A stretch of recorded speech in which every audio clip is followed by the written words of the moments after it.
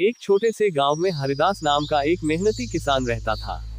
उसका जीवन सादा था, लेकिन मेहनत और ईमानदारी उसका सबसे बड़ा धन था। उसके पास 2 एकड़ जमीन थी, एक पुराना बैल और एक छोटा सा मिट्टी का घर। उसका परिवार पत्नी गौरी और 2 बच्चे उसी जमीन पर निर्भर था। हरिदास रोज सुबह सूरज उगते ही अपने बैल को लेकर खेत की ओर निकल पड़ता। गर्मी हो या सर्दी, बारिश हो या धूप, हरिदास ने कभी अपने खेतों से मुंह नहीं मोड़ा। वह जानता था कि खेत ही उसका जीवन है और अन्न ही उसका भगवान। लेकिन एक साल सब कुछ बदल गया। उस साल बारिश बहुत कम हुई, धरती फटने लगी, नदियां सूख गईं और खेतों की मिट्टी बंजर होने लगी। हरिदास ने कई बार भगवान से प्रार्थना की, लेकिन बादल नहीं बरसे। उसके बीज सूख गए, फसलें नष्ट हो गईं और घर में अनाज की कमी होने लगी। कर्ज का बोझ बढ़ता गया।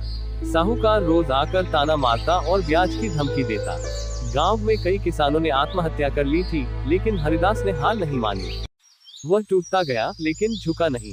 एक दिन वह तहसील कार्यालय गया और सरकार द्वारा चलाई जा रही योजनाओं के बारे में जानकारी ली। वहां उससे बताया गया कि सरकार ने सूखा प्रभावित किसानों के लिए राहत योजना चलाई है, जिसमें सब्सिडी पर बीज और सिंचाई उपकरण मिलते हैं।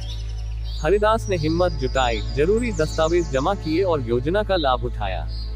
उसने अपने खेत में बूंद बूंद सिंचाई पद्धति ड्रिप इरिगेशन लगवाए और नई तकनीक से खेती शुरू की। शुरू में गांव वाले उसका मजाक उड़ाते थे, लेकिन वह डटा रहा।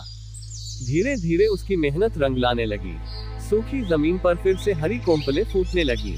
उसने मूंगफली और बाजरा जैसी कम पानी में उगने वाली फसलें बोई। फसल अच्छी हुई और उसने बाजार में बेचकर अच्छा मुनाफा कमाया। हरिदास ने अपने मुनाफे का एक हिस्सा गांव के दूसरे किसानों की मदद में लगाया। उसने उन्हें नई तकनीक सिखाई, सरकारी योजनाओं के बारे में जानकारी दी और प्रेरित किया कि वे आत्महत्या नहीं, समाधान चुने। धीरे धीरे उसका गांव बदलने लगा। लोग फिर से खेतों की ओर लौटने लगे, उम्मीद की किरण जगने लगी। हरिदास अब सिर्फ एक किसान नहीं, पूरे गांव के लिए एक प्रेरणा बन चुका था। उसे जिला स्तर पर कृषि रत्न सम्मान मिला। मीडिया ने उसकी कहानी छापी और कई गांवों में उसकी तरह तकनीक आधारित खेती शुरू हुई।